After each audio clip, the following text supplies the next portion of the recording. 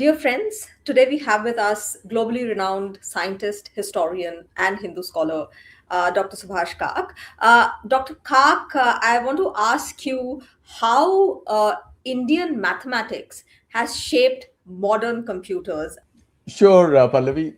Two sides to it. One is in computing, you have programming. The other is transfer or translation of the programming into discrete mathematics, which is ultimately coded into the hardware because you want to do the mathematics in hardware. Now, as far as programming is concerned, there the background goes back to Panini's grammar about 500 BCE, Ashtadhyayi, which came up with a whole framework of program in the context of Sanskrit language.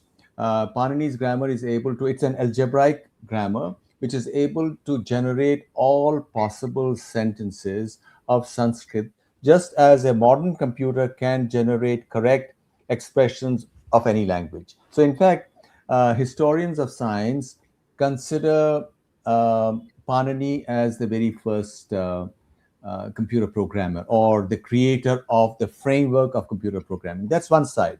The second is representation of information, facts in binary form in terms of sets, properties of sets, because when you're doing computer stuff, you are looking at properties of sets. So, how do you represent that information? And this work was done in the 1850s by an English mathematician named George Boole. In fact, set theory is also called Boolean arithmetic or Boolean mathematics. You look at sets, then you look at their properties, etc., etc. And he is well recognized appropriately for it. But now what happened was that in the 1890s, his wife, now he died, I think, in 1864. He died young. His wife survived him for a long time. And in the 1890s, she wrote a very famous essay speaking about the time when Boole and De Morgan and Babbage, they did their work in London, which was to influence future generations of mathematicians and budding computer philosophers at that time. We can only call them philosophers.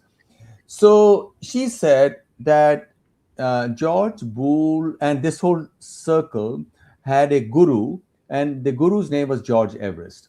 George Everest was the Surveyor General of India, and it's after him that the highest peak on Earth, named Mount Everest, is named. Although in Nepal, it's not called Mount Everest; it's called Sagarmatha, the Mastak, the forehead of Sagar, king, mythical king. So Everest had lived in India for a long time, and he had learned uh, mathematics which had emerged in Bihar and Bengal, which is called Navya Nyaya or new logic. Because what computer mathematics seeks to do is to represent logic mathematically, and that mathematics had already been created in Bengal and in Bihar about 900 CE onwards, 1000, 1100, and it was very fashionable in Indian scholarly circles. So George Everest got to learn it in India, and from time to time he would go to England to connect up with his larger family. So, and he had all these acolytes, students who would study or discuss with him. There was a kind of a salon, and that's where he told De Morgan and Boole, "Hey, look, there is a math in India which is called Navya Nyaya, which is able to do all this with sets."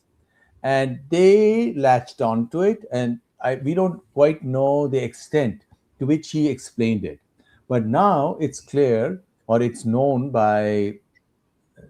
to mathematician historians, that Navya Nyaya and modern set theory is identical.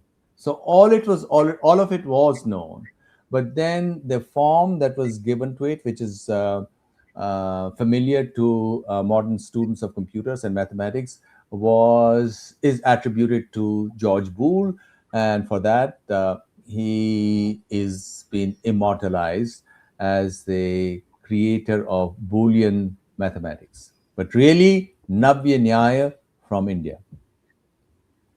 Uh, Dr. Kak, also just one follow-on question that there is a speculation that Sanskrit as a language is really best suited, for computer work because it's also a language that follows precision and logic. Is that true? Given that you're a scholar in Sanskrit as well as a computer scientist? Well, it's certainly true in the sense that Ashtadhyayi, Panini's grammar, which I already mentioned briefly, 500 BCE, 2500 years ago, has 4,000 rules, which are all algebraic. And there are also rules about rules, which is what you have in a computer program. Not only do you have statements, you also have rules which govern those statements.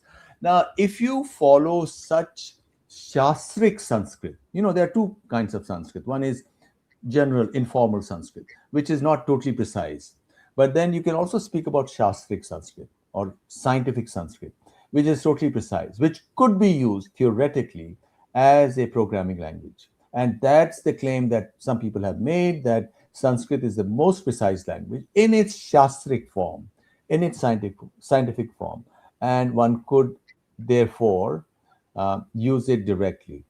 But that's what a computer program now does. Computer program is also, constrained, highly constrained language, and you can now write a program in ways where certain English statements are also admitted. In fact, now with LLMs, like Chat GPT or Grok or Gemini, you can express what you want the machine to do in ordinary English, and the LLM would automatically convert it into the appropriate form for that to be solved. So, which is almost going back to what you could do in a natural language like Sanskrit.